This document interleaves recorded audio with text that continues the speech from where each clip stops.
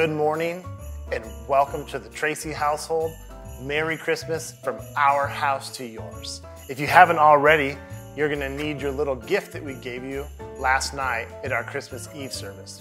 But we just wanted to take a moment and say welcome. We have a fun morning planned for you, so grab your families, snuggle up on the couch, and enjoy Christmas with Lifepoint.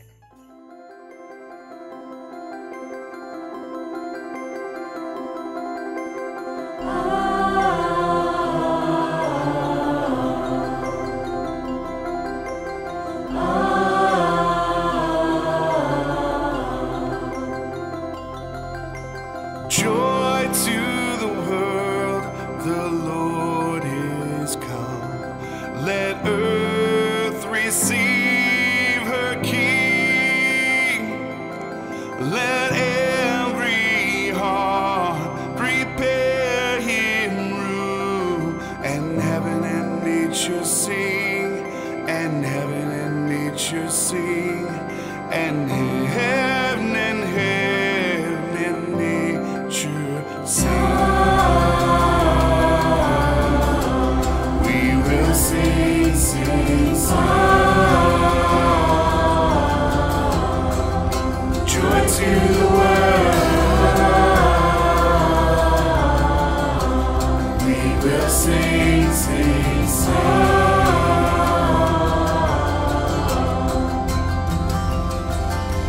Joy to the world, the Savior reigns. Let men their songs employ, while fields and floods, rocks, hills and plains repeat the sounding joy, repeat the sounding joy, repeat, repeat the sounding joy.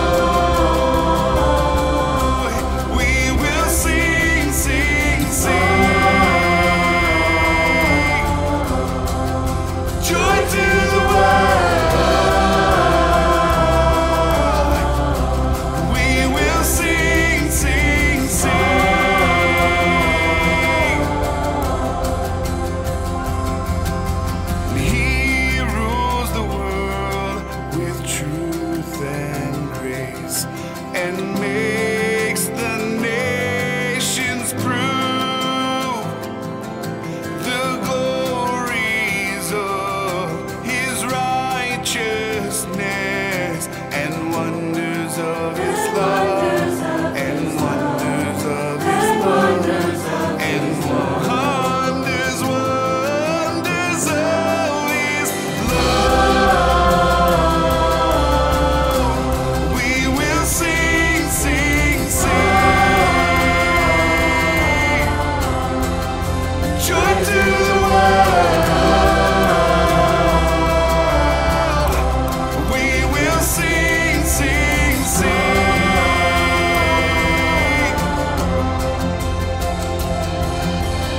Joyful, joyful, we adore thee, God of glory, Lord of love. Hearts unfold like flowers before thee, opening to the sun above. Joyful, joyful, we adore thee, God of glory, Lord of love. Hearts unfold like flowers before thee, opening to the sun above.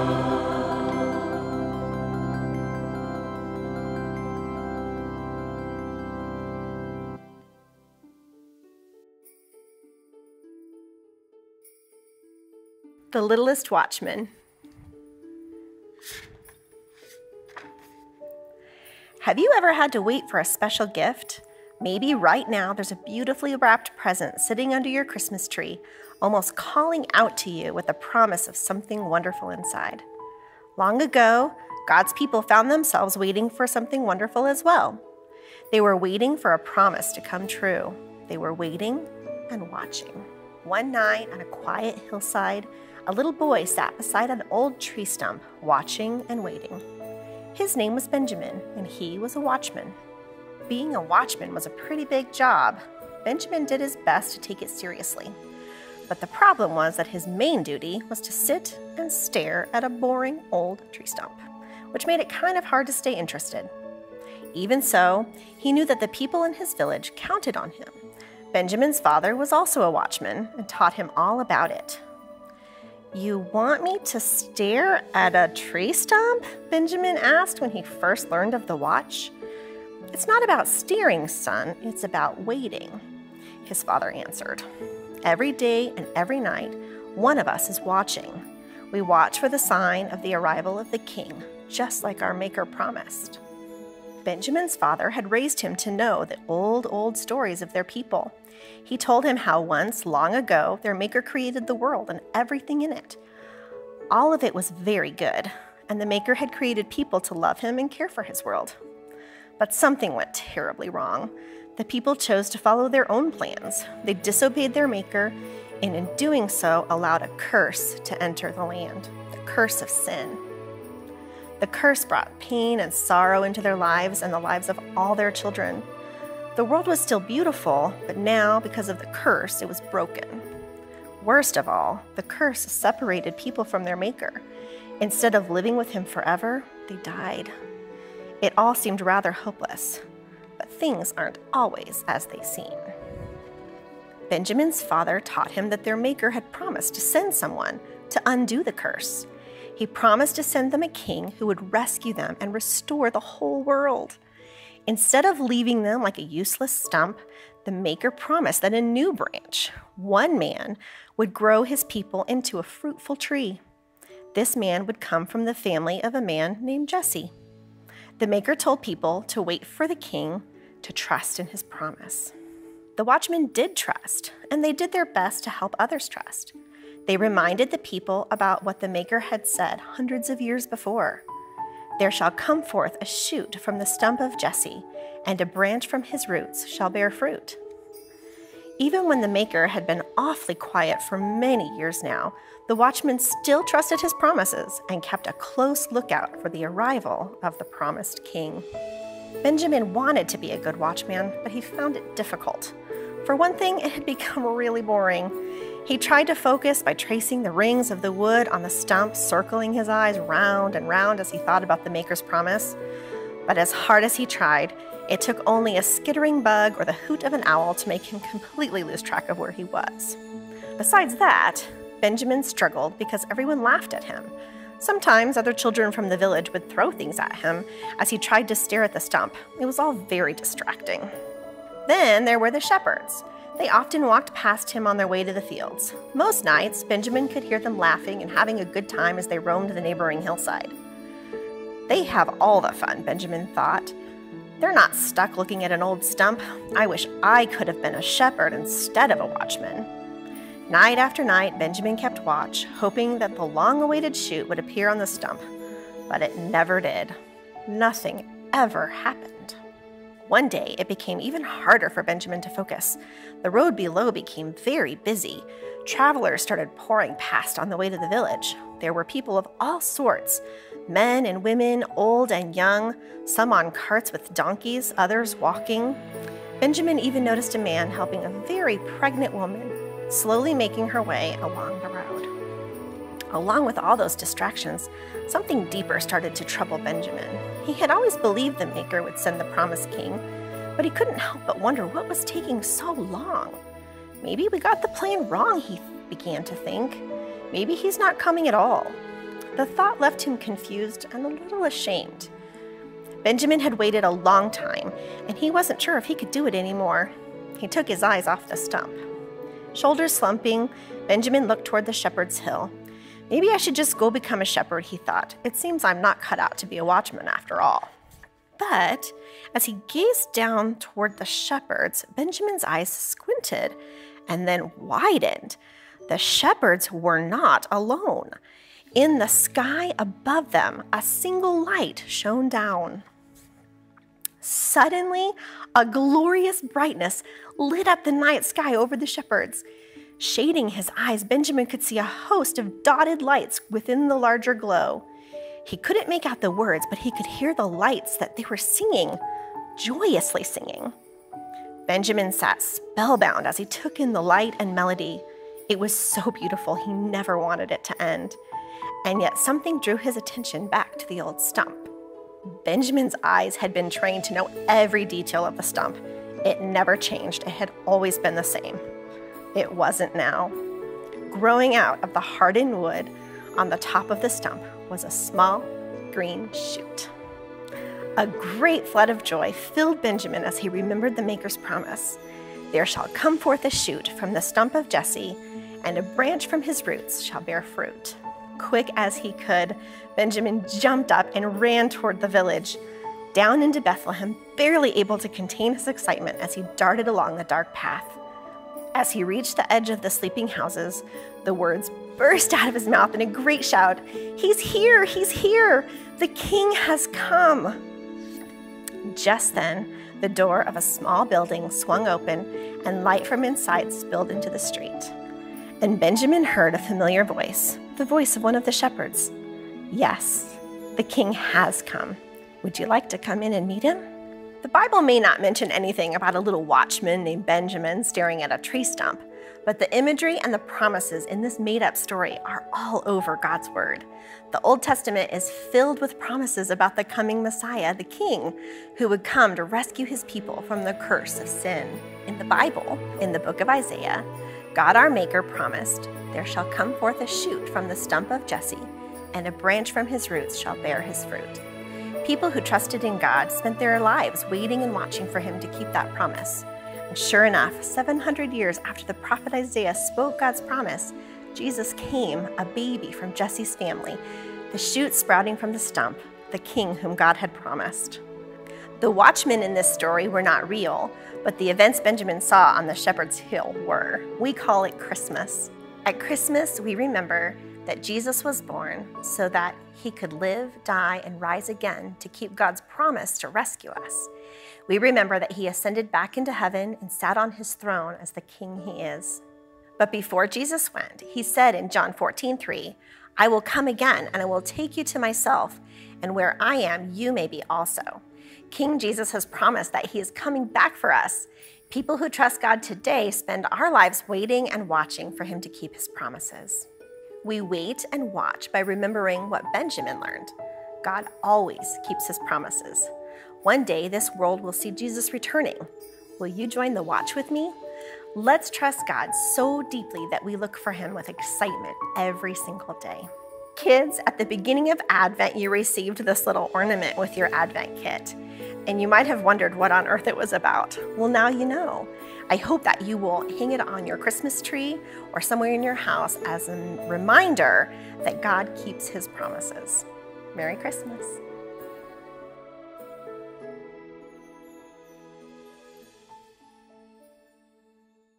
In those days, a decree went out from Caesar Augustus that all the world should be registered.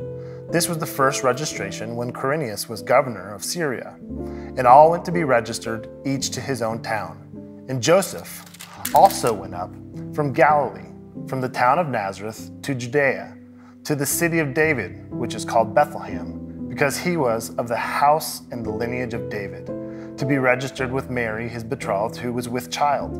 And while they were there, the time came for her to give birth. And she gave birth to her firstborn son, and wrapped him in swaddling clothes and laid him in a manger, because there was no room for them in the inn. And in the same region there were shepherds in the field, keeping watch over their flock by night. And an angel of the Lord appeared to them, and the glory of the Lord shone around them, and they were filled with fear. And the angel said to them, "Fear not, for behold, I bring you good news of great joy that will be for all the people. For unto you is born this day in the city of David a Savior, who is Christ the Lord. And this will be a sign to you. You will find a baby wrapped in swaddling clothes and lying in a manger." And suddenly there was with the angel a multitude of heavenly hosts praising God and saying, "Glory to God in the highest, and on earth peace among whom those he is pleased." When the angels went away from them into heaven, the shepherds said to one another, "Let us go over to Bethlehem and see this thing that has happened, which the Lord has made known to us." And they went without haste and found Mary and Joseph and the baby lying in a manger. And when they saw it, they made known the saying that had been told to them concerning the child. And all who heard it wondered at what the shepherds told them. But Mary treasured up all these things, pondering them in her heart. And the shepherds returned, glorifying and praising God for all they had heard and seen as it had been told to them. The Christmas story is full of both highs and lows, beautiful things and broken things, moments of awe and moments of the ordinary. I think of the beauty of a young girl chosen to be the mother of the Son of God. Yet I also think about how hard that must have been for a teenage girl to navigate. On one hand, she's carrying the very Son of God, and on the other hand, she's dealing with all the normal, ordinary feelings that come with pregnancy. On one hand, she will be forever known as the mother of the Son of God. On the other hand, at that moment, she was known as an ordinary teenage girl who was pregnant out of wedlock. I think also of how amazing it is that God provided a place for Mary and Joseph to stay in Bethlehem. And he provided them with help and care, but I'm a bit surprised by the ordinary place they ended up, with an innkeeper, a stable, and a manger. Ordinary people like the shepherds came to visit them, and extraordinary people like the Magi also came and made their way to see the Christ child. On one hand, he was a baby who would grow up in a fallen and broken world. On the other hand, he is our wonderful counselor. Jesus was just an ordinary baby in needing of feeding and bathing, but at the same time, he's our mighty God. He was born into a world with the limit of time, yet he is our everlasting Father. He would grow up in a world full of pain, yet he is our Prince of Peace. The story of Christmas is beautiful in this way. It is full of both highs and lows, beautiful and ordinary things, moments of awe and moments of ordinary. For me, Christmas is truly the most wonderful time of the year, but that doesn't mean it isn't without its lows and ordinary moments. In fact, this is the way it has been. From the moment that Mary was with child, a story of beauty and ordinary began. Christmas is for the unfaithful and faithful. Christmas is for the broken and for the healed. Christmas is for the guilty and the free. It's for the ones who are lost and those who are found. It's for ones who are hurting and the ones who are full of joy. If you were with us at one of our Christmas Eve services, you received a small gift from us. If you had self-control and were able to handle the mystery of what was inside, you can now open it. Inside, you will find a hummingbird ornament. A little over a year ago, my mom went to her eternal home in heaven. She is in the presence of the Christ child, the Son of God. It's extraordinary to think about. Yet at the same time, as a family, we grieve like ordinary humans who miss their wife, their mother, and their grandmother. My mom loved hummingbirds because they reminded her to find the nectar in life, the sweet things in life. In our fallen and broken world, she sought to find what was beautiful. And this hummingbird ornament is a reminder to all of us of the ordinary and beautiful things of Christmas. It's a reminder for us that ordinary pain and extraordinary peace can coexist, that sorrow and joy are not enemies but friends running side by side in a broken world. It's a reminder that someday, though, because of Jesus, peace will be permanent, pain will be no more, and the ordinary will pass away and be replaced with only beauty. So this morning, the Christ child is inviting you to come as you are. He's the Lamb who was given, slain for our pardon, and his promise is peace for those who believe. Come, see what your God has done. Christ is born, Christ is born, Christ is born for you.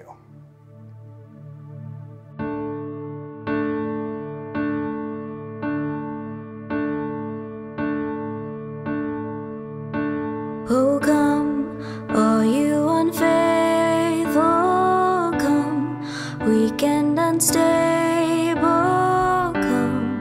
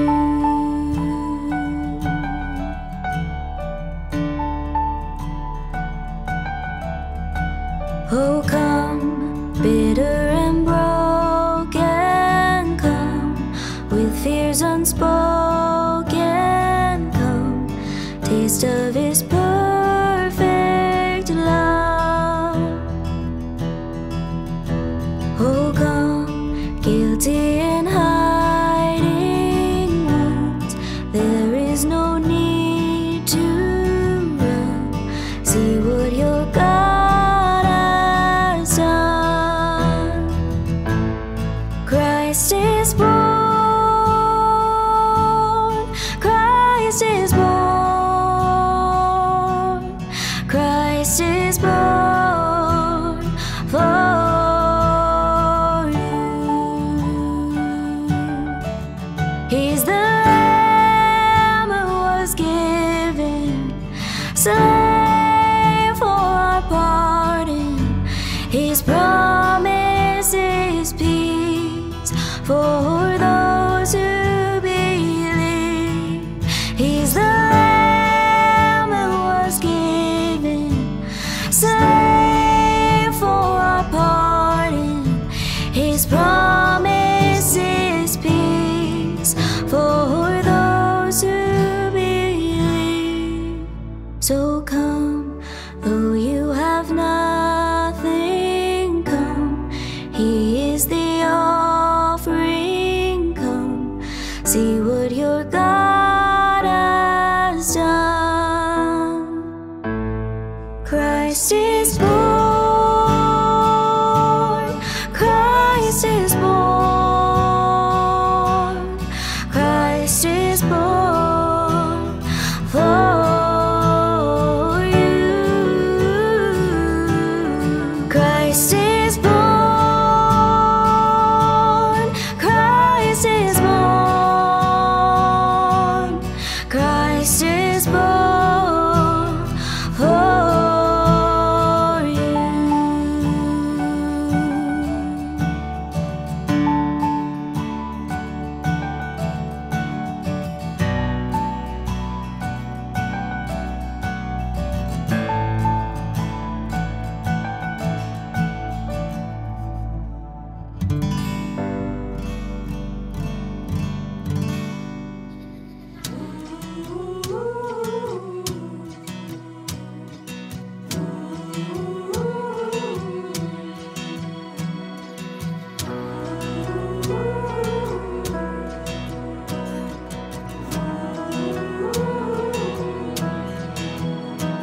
Behold, the King has come, divinity incarnate, creator of the world, breathing our air.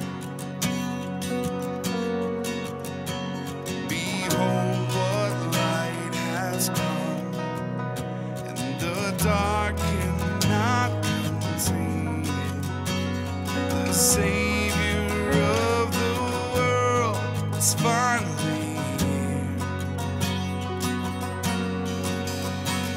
Oh, come, let us adore Him. Come, let us adore Him. For He alone is worthy. Christ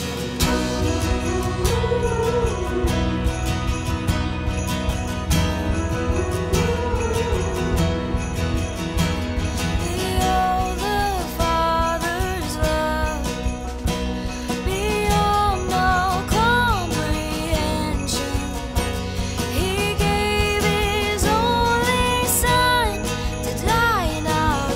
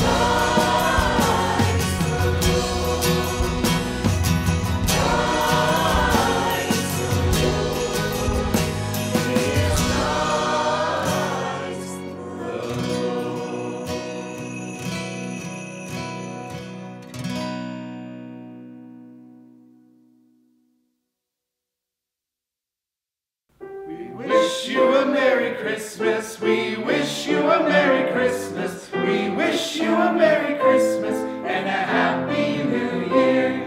Good tidings we bring to you and your kin. Good tidings for Christmas and a Happy New Year. We wish you a Merry Christmas. We wish you a Merry Christmas. We wish you a Merry Christmas and a Happy New Year.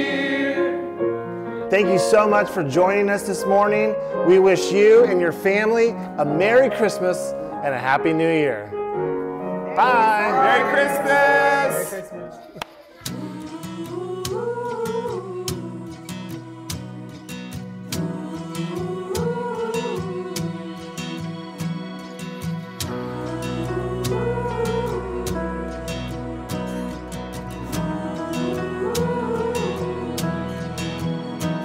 Behold, the King has come, divinity incarnate, creator of the world, breathing our air.